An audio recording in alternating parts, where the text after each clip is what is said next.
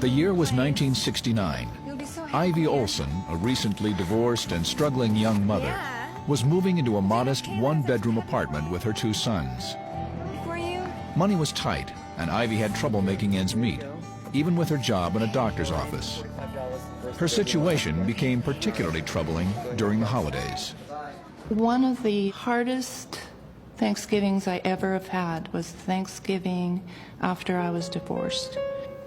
Waking up for Thanksgiving, realizing that nobody had invited us to their home.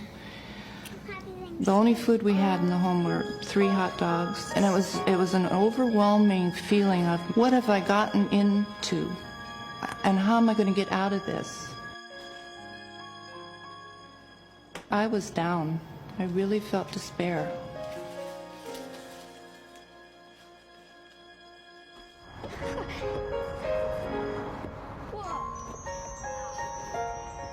Ivy put on a brave face for her children and took them to a local park, hoping that the boys would have a fun day, even if they couldn't have a real Thanksgiving dinner. Coming back from our little picnic, though, I can remember the boys saying, "Mom, we're so hungry." And I knew there was absolutely no money, no food, nothing. I don't think I've ever felt so alone as I did coming back, wondering, how are we going to do this? How am I going to do this?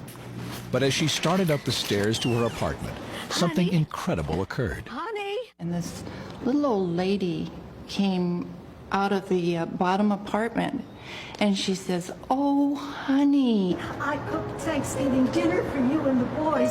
And I'm just looking at her. I'd never seen her before. It was just a complete stranger. Oh, no, we couldn't impose. But the woman was so insistent that they join her for dinner that Ivy couldn't refuse. Okay. Let us... The woman's invitation was a prayer answered. Entering the apartment, Ivy felt immediately at home.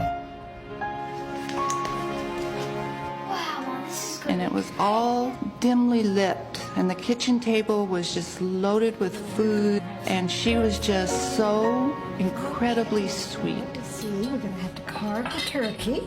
Her presence was like electricity. She had a sparkle in her eyes.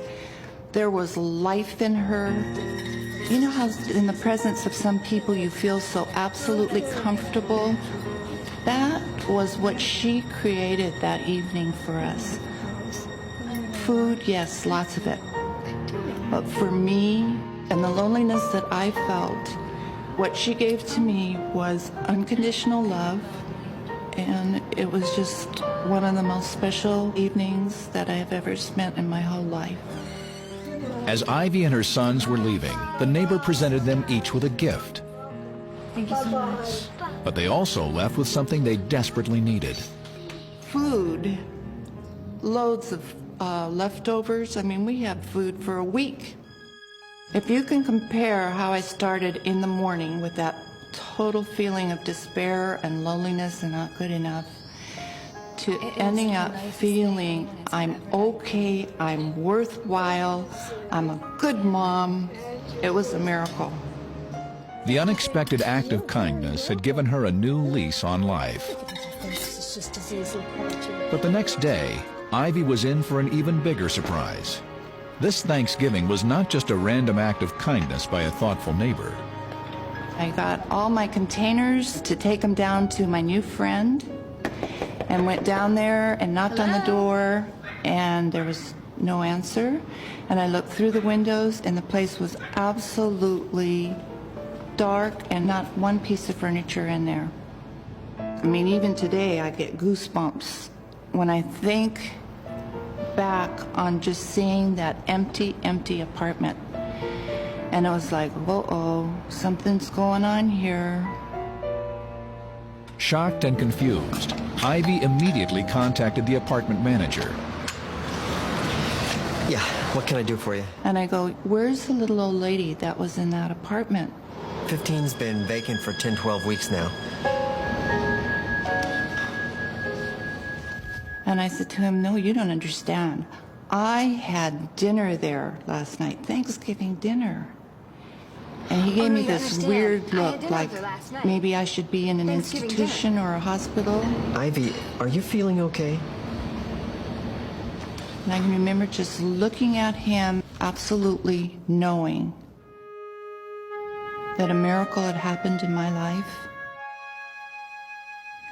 And I just thanked Thanks, him, never turned mind. around, and walked up those steps to my apartment.